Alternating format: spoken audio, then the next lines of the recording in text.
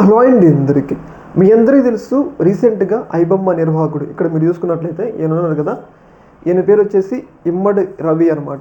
ఈయన ఐబొమ్మ నిర్వహిస్తారు. మన తెలుగు రాష్ట్రాల్లో ఐబొమ్మ గురించి తెలియని వాళ్ళు ఎవరు ఉండరు. ఎవరెవరైతే సినిమాలు చూస్తారో వాళ్ళందరూ కూడా ఐబొమ్మలో సినిమాలు చూసే వాళ్ళే ఉంటారు మ్యాక్సిమం. ఎందుకంటే ఓటీటీలలో ప్రీమియం కట్టి చూసే సినిమాలని ఐబొమ్మలో హెచ్డి క్వాలిటీతో ఫ్రీగా చూడొచ్చు. అందుకోసం అని చెప్పేసి ఐబొమ్మ తెలియని వాళ్ళు ఎవరు ఉండరు మన తెలుగు స్టేట్స్లో. అయితే రీసెంట్గా హైదరాబాద్ పోలీసులు అయితే అరెస్ట్ చేయడం జరిగింది.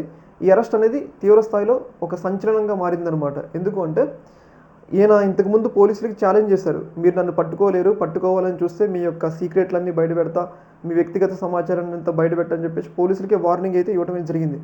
అయితే ఆ వార్నింగ్ ఇచ్చిన తర్వాత పోలీసులు చాలా ప్లాన్ ప్రకారం ఈయన భార్య ఇచ్చిన సమాచారంతో ఫ్రాన్స్ నుంచి వస్తుంటే శంషాబాద్ ఎయిర్పోర్ట్లో కాపు కాసి ఆయన పట్టుకోవడం జరిగింది.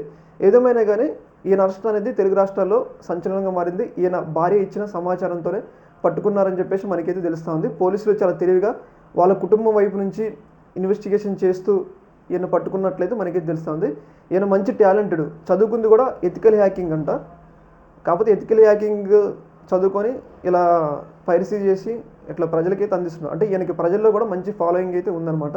ఈయన మీద మరికొన్ని కేసులు కూడా, బెట్టింగ్ యాప్ల కేసులు అవి కూడా పెట్టి కొంచెం కఠినంగా శిక్షించడానికి అవకాశం ఉందని చెప్పేసి మనకి తెలుస్తూ ఉంది.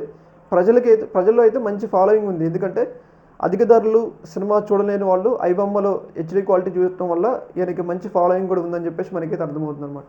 ఈ యొక్క అంశంలో మీ యొక్క అభిప్రాయాన్ని కామెంట్ సెక్షన్లో తెలియజేయండి. ఓకే మరి.